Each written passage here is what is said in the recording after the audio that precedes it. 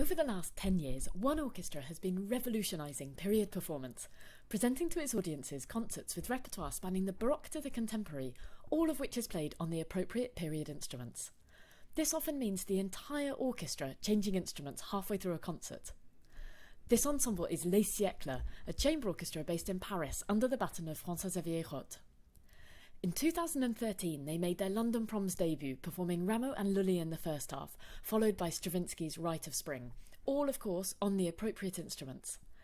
The orchestra is returning to England in June this year to Aldborough, bringing with them an equally ambitious programme, pairing Ravel's Daphnis and Chloe with Rameau's lesser-known interpretation entitled Daphnis and Aiglé. I met with François-Xavier Roth on the first day of rehearsals, and he explained what made him put together this ambitious programme. Basically, the work that we did in the past years with the orchestra was very focused on Les Ballets Russes period. And I thought, what could we play as a counterpoint of Daphnis et Chloé? And as we have this amazing group of musicians, Les Siècles, and people can switch their instruments from Baroque to the 20th century. And also it makes such a sense with Ravel's music, which is so close in a way to the French Baroque music, to perform music by Rameau. And Rameau, I discovered, did compose this Daphnis and Aiglé.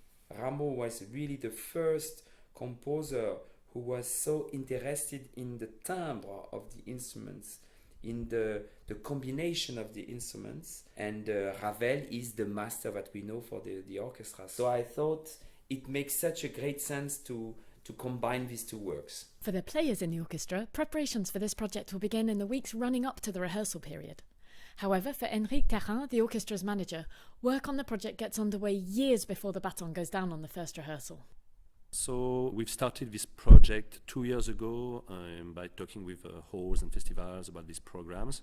The main challenge is explaining first the concept of a program, because it's quite unusual to have in the same concert Rameau on period instruments and Ravel on instruments at the beginning of the 20th century. And even once Enrique had all the concerts in place, the challenges didn't end there. Yes, the main challenge for the scores was to find first the scores of Daphnis and Aiglé of Rameau, because the scores did not exist. And we found the manuscripts and we rewrite the scores. And then for Daphnis and Chloé of Ravel, the scores were at a rental, but there were many mistakes in the scores, and we had a huge work of preparation of these scores. For the instruments, of course, for Baroque music, it's quite now easy to find instruments from Baroque time, but for Ravel it's much more difficult because all these instruments have disappeared. Many of them have disappeared, for instance the clarinets, the contrabassoon, and we collected all these instruments since a long time, and we are very happy to have an orchestra with all the instruments of the beginning of the 20th century now.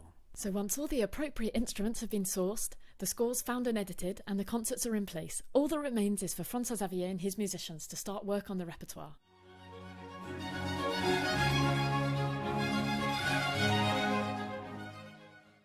I speak with Marion Ralincourt, the orchestra's principal flautist, who talks about how she feels tackling this ambitious programme. For a French flutist to play Daphnis de Ravel, it's such like a dream to play it for real with such a beautiful orchestra and on period instrument. It's really exciting and also a big challenge.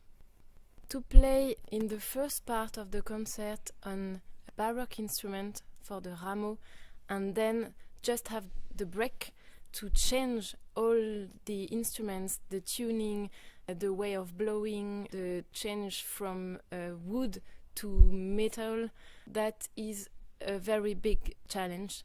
And it's not to play a little piece after the break, it's to play Daphnis et Chloé de Ravel with this enormous solo in the middle of the piece for the flutist. That is the challenge. And we can hear now Marion rehearsing that flute solo.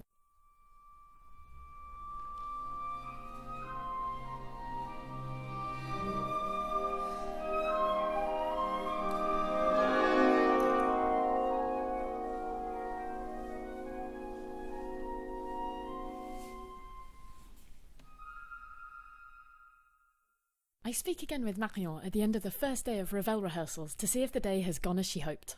The principal surprise for me was the tempo. All was a little bit slower as I thought. So it's a good surprise for the technical passage, but a bad one for all the really slow passages to breathe. But all went very well, I think. The sound is getting better and better. Yeah, it was a good day. François-Xavier also reflects on how he feels the rehearsals have been going. What I found, it's exciting rehearsing, because when we start a big work like Daphnis et Chloé, for sure you could have a kind of vertigo, because you see the length, the richness of the music. The work is almost 1 hour long. So at the beginning I was scared, because I thought, okay, we have all that to build together in a short amount of rehearsals. But at the second rehearsal I was not scared anymore, because I knew that it's gonna be something special and something very strong.